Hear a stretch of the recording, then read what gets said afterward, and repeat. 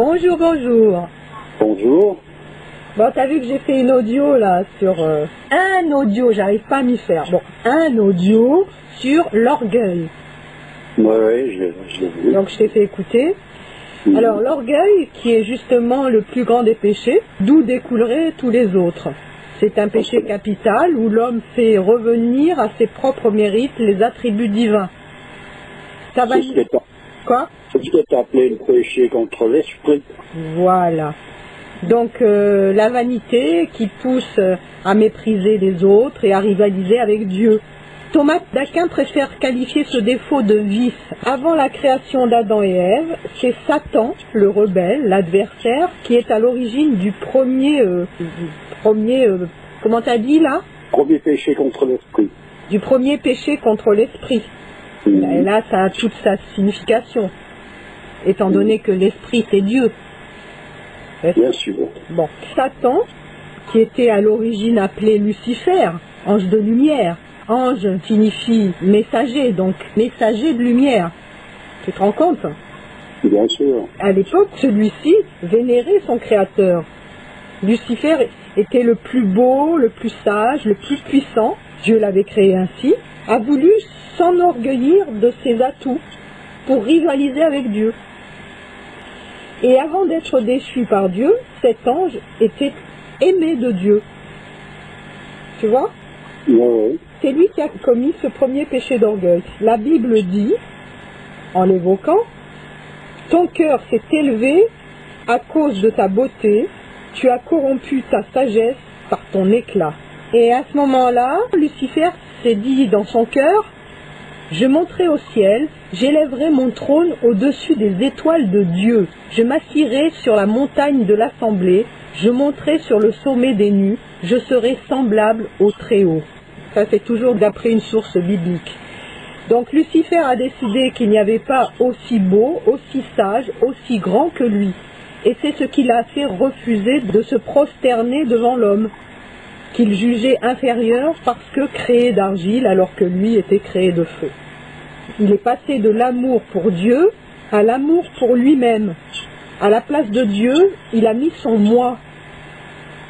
Et à ce moment-là, Lucifer est mort et Satan est né. Satan qui signifie l'adversaire. Et depuis la nuit des temps jusqu'à nos jours, Satan œuvre pour la destruction de l'homme, de l'humanité, véritable défi maléfique engendré par ce péché d'orgueil qui ne supporte pas le rival de Satan étant l'homme. Satan n'est pas le seul ange à être parti en guerre contre Dieu. Plusieurs autres anges l'ont suivi. Ces anges déchus, par opposition aux saints anges, qui eux sont restés fidèles à Dieu. Ces anges déchus forment une armée bien structurée, composée de différentes hiérarchies. Là encore la Bible dit, je cite, « Nous n'avons pas à lutter contre la chair et le sang, mais contre les dominations, contre les autorités, contre les princes de ce monde des ténèbres, contre les esprits méchants dans les lieux célestes. » Les trois ordres, les principautés, les dominations et les autorités, habitent dans le deuxième ciel, alors que Satan et les démons, eux, habitent sur la terre, dans les arbres, la mer, les cours d'eau, les forêts, derrière une pierre, dans les maisons, dans le corps humain, etc. Tous travaillent à la gloire de Satan. Ce royaume des ténèbres, fait de mensonges, de méchanceté, de haine, s'oppose à celui de la lumière, fait de vérité, de justice et d'amour. La lumière, évidemment, vaincra sur les ténèbres et Satan sera jugé. Voilà pour les lourdes conséquences entraînées par ce sentiment négatif qu'est l'orgueil. Tu te rends compte, toute cette action en chaîne? C'est du délire. Alors, il y a un commentaire auquel je voudrais que tu répondes, cher ami fils, d'un auditeur qui évoque le fait que les Asiatiques sont perfectionnistes, leur réussite est une question d'honneur. Et on l'a vu, le perfectionnisme est une des expressions de l'orgueil. Alors, avant que tu répondes, j'aimerais lire cette citation d'un samouraï japonais de la fin du XVIIe siècle qui dit « L'orgueil doit être sorti de son fourreau comme une bonne lame pour qu'elle ne rouille pas. c'est de Yoko Yamamoto, qui consacra sa vie 30 années durant au service de son seigneur et de son clan.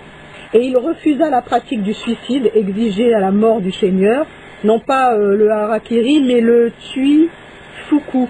Alors j'ai cherché sa signification sur internet, j'ai pas trouvé, ça s'appelle T-S-U-I-F-U-K-U.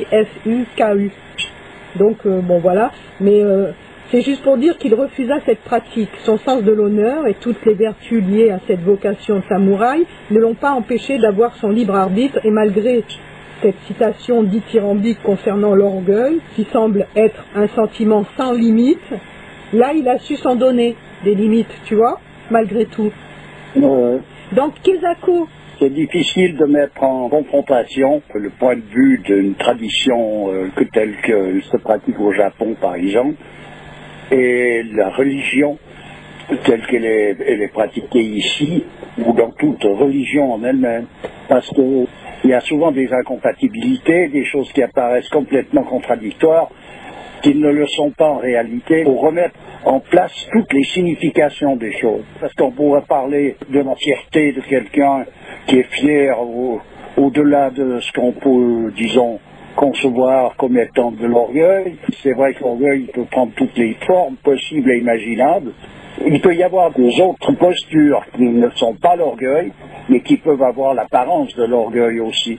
C'est compliqué. Et surtout, le langage biblique est très compliqué à interpréter comme il faut. C'est toujours enclin à te pousser constamment vers une humilité qui est souvent difficile à saisir.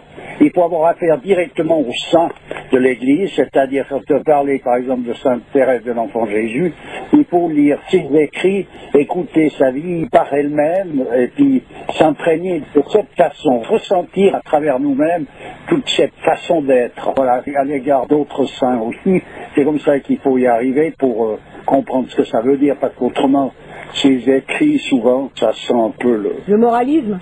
Oui, ça sent le moralisme, et puis, à partir de là, c'est impossible à avaler, vraiment. Le perfectionnisme, c'est de l'orgueil. On ne peut pas l'annoncer de cette façon-là.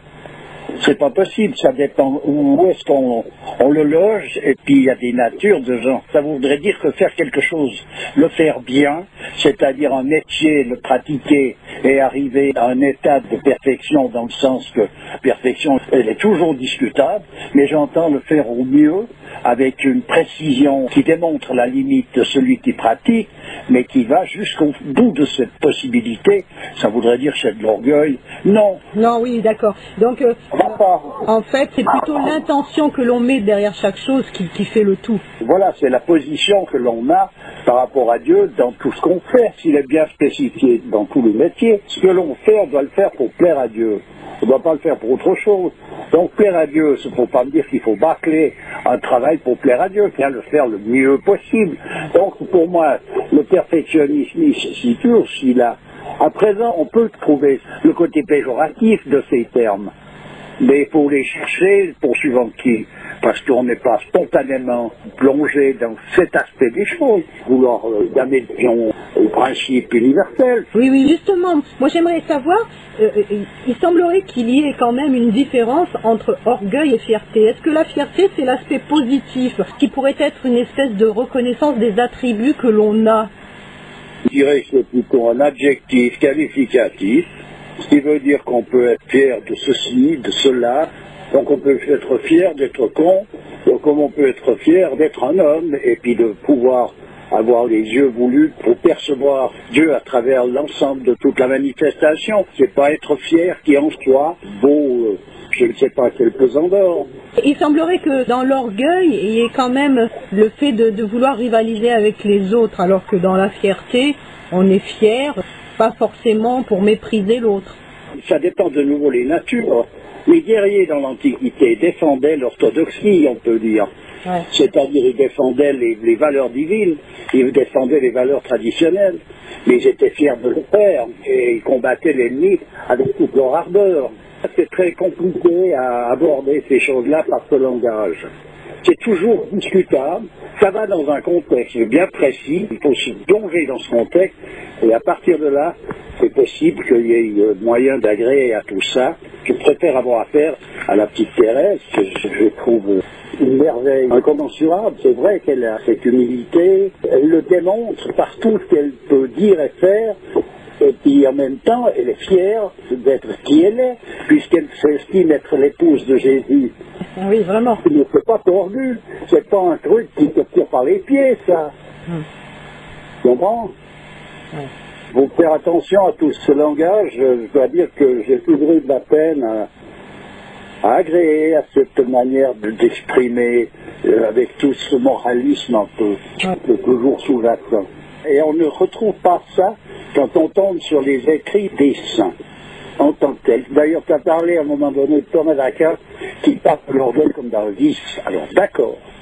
Oui. D'accord, c'est un vice. Voilà. Ouais. C'est plus significatif, on comprend mieux ce que ça veut dire un vice qu'un péché. Voilà. Tandis que le vice, c'est une maladie, c'est bien signifié à un moment donné. C'est malade, avec l'aide de quelqu'un ou tout seul, tu cherches la possibilité de te guérir de cette maladie. Ouais. Le péché, c'est toujours quelque chose de discutable dans le sens que c'est relatif, voilà. Oui, mais tu parlais bien du péché contre l'esprit. Oui, c'est le péché primordial, on peut dire. C'est le plus grave. Moi, je conçois ça, je comprends bien tout ça. Mais je veux dire, ce langage est très difficile à avaler et je comprends qu'on puisse être repoussé par cette manière d'exprimer les choses. Parce qu'en fait, ce terme a été galvaudé. Oui, c'est une consistance un peu brillante, tout ça. Bon, voilà. Alors, avant de finir, on va passer un petit peu à autre chose, mais à un moment, je parlais du suicide, là, des samouraïs. Justement, quand la tradition semble être en opposition avec le bon sens. Je fais référence à un reportage qui a été signalé par un auditeur, là, Rendez-vous en terre inconnue de Frédéric Lopez, où une tribu éthiopienne se nourrit entre autres de sang d'animaux. Alors on sait que dans l'islam, la pratique du rituel pour rendre une viande halal, en la vidant du sang, permet justement de ne pas ingérer ce sang qu'on ne doit pas consommer. C'est vrai que c'est du sang d'animaux vivants, puisqu'il lui tranche une artère pour le boire directement. Donc c'est pas du sang d'un animal mort qui commence à être en putréfaction, évidemment. Mais c'est quand même ingérer du sang. Bon, on sait que les Inuits aussi se nourrissent de sang, des phoques, etc., pour leur survie. Là, qu'est-ce qu'il faut comprendre aussi? Il y a quelque chose de paradoxal. En tout cas, il y a quelque chose à comprendre au niveau de l'orgueil. Il y a des personnages qui vivent de cette façon, qui a l'air totalement contradictoire à d'autres traditions, où le sang est absolument prohibé comme nourriture. Chez certains personnages, ils se nourrissent que de ça.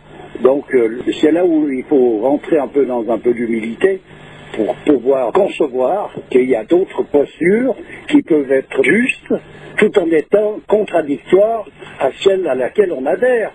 Voilà, ça ne veut pas dire qu'il faut faire n'importe quoi, il faut rentrer dans le cadre de la tradition en question où les personnages se nourrissent de cette façon-là. On retrouve ça chez les Maasai à l'époque, présent tout est dégénéré, on ne peut plus comparer actuellement le temps actuel avec ce que représentent les mœurs qui sont issues de la tradition dans ces lieux comme en Afrique, en Asie, etc.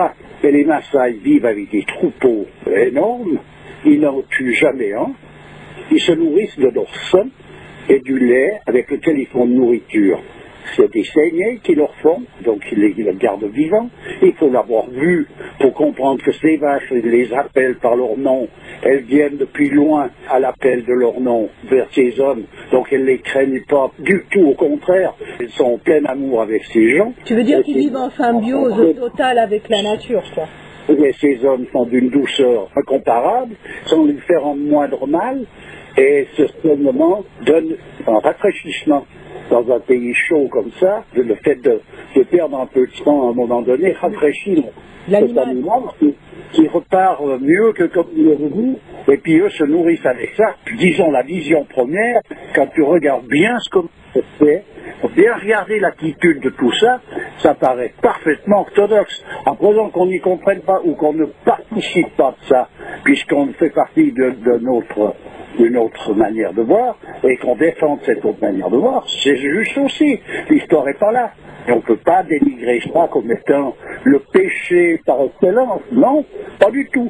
Oui, parce que ces peuples avaient plus de respect de la nature et des animaux que la plupart de nos contemporains qui se disent religieux. Mais bien sûr, le fait d'être berger chez les Maasai, c'est 21 ans d'apprentissage. Et puis il faut prendre les connaissances qui sont nécessaires, parce qu'il faut mener ce troupeau à un emplacement où il peut se nourrir, où il peut vivre correctement et être heureux d'être présent. Bon. Donc il faut s'occuper de 500 ou de 1000 peut-être d'animaux dans ces conditions-là, où tout le monde doit être heureux, là. Bon, alors on va finir juste sur le fait que tout n'est pas blanc et tout n'est pas noir dans ce monde. Ah ben c'est clair, il s'agit de se pencher chaque fois sur les choses, si on veut vraiment comprendre, il faut aller jusqu'au bout, autrement on reste avec des trucs... Des préjugés. Oui, c'est des préjugés, donc c'est du travail bâclé. Ok, bah écoute, je te remercie beaucoup et je te dis à une prochaine. Toujours avec plaisir. Au revoir. Au revoir.